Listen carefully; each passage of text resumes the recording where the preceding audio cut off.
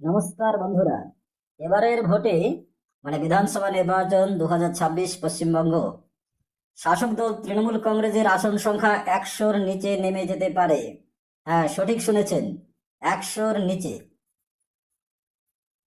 সাধারণ মানুষের মধ্যে যে প্রতিক্রিয়া দেখা যাচ্ছে, সাধারণ জনগণ, চাষি, গৃহবধূ, ছাত্র, যুব, ব্যবসায়ী, কর্মচারী, সরকারি কর্মচারী, সমস্ত মহলে যে একটা পরিবর্তনের গুঞ্জন আকারে, ইঙ্গিতে, ভাষায় প্রকাশিত হচ্ছে, তাতে কিন্তু এটা স্পষ্ট, দেয়াল লেখন স্পষ্ট যে এবার তৃণমূল কংগ্রেস কিন্তু বিদায় নিচ্ছে। এবং বিদায় নিচ্ছে, সেই বিদায় কিন্তু একটা রেকর্ড সহ বিদায় নিচ্ছে। ভবানীপুর কেন্দ্রে মুখ্যমন্ত্রী মমতা বন্দ্যোপাধ্যায় পরাজিত হচ্ছেন। তার শারীরিক ভাষায় সেটা বারবার প্রমাণিত হয়েছে। কোনোভাবেই তিনি এবার জয়ী হচ্ছেন না, তার দলও জয়ী হচ্ছে না। ভারতীয় জনতা পার্টি বা বিজেপি এবার 160 থেকে 180 এই নম্বরের আসন পেতে চলেছে। 160 থেকে 180। তৃণমূল কংগ্রেসের আসন সংখ্যা 100-র নিচে না থাকবে, 80 থেকে 100-র মধ্যে। অন্যান্যরা সর্বাধিক 20টি আসন পেতে পারে। বঙ্গ রাজনীতিতে এবারের মতো যে উন্মাদনা পরিবর্তনের জন্য, সেটা সেই 2011-তে চোখে পড়েছিল, মাঝে কিন্তু সেটা চোখে পড়েনি। 2021 সালে পরিবর্তনের আকাঙ্ক্ষা করলেও এবারের মতো এই উন্মাদনা কিন্তু 2021-এ ছিল না। পক্ষান্তরে শাসক দলের মধ্যে যে হতাশা, তাদের যে শারীরিক ভাষা, সমস্ত কিছু দিক দিয়ে একটা যে চ্যালেঞ্জের মুখোমুখি তারা হয়েছে, সেটা কিন্তু বোঝা যাচ্ছে। পক্ষান্তরে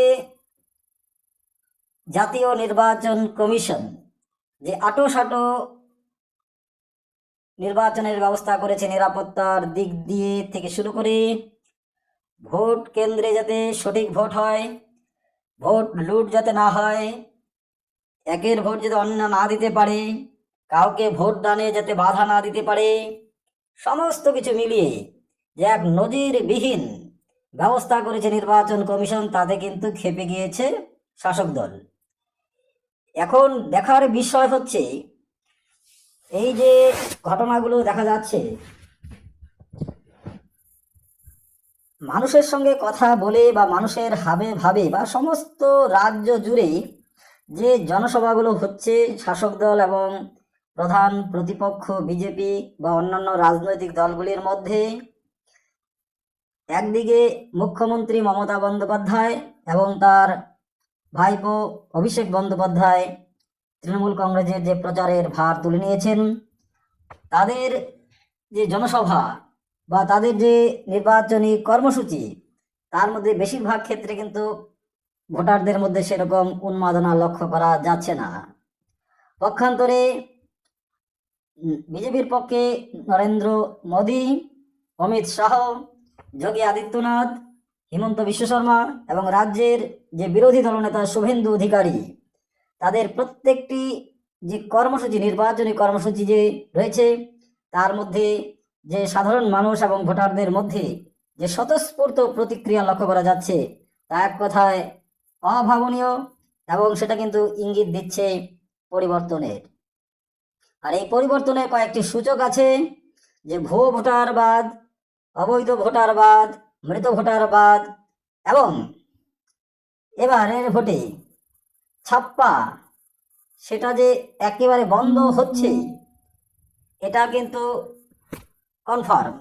আর এই যে নকল ভোট থেকে বিরত রাখার যে চেষ্টা, সুরক্ষা ব্যবস্থা যে আঁটোসাঁটো ব্যবস্থা, গণনায় যে কারচুপি করতে পারবে না, সমস্ত দিক মিলিয়ে এবার যেটা দেখা যাচ্ছে, যে ভোট শেয়ার, তৃণমূল কংগ্রেসের ভোট শেয়ার 30 থেকে 35% মধ্যে থাকবে।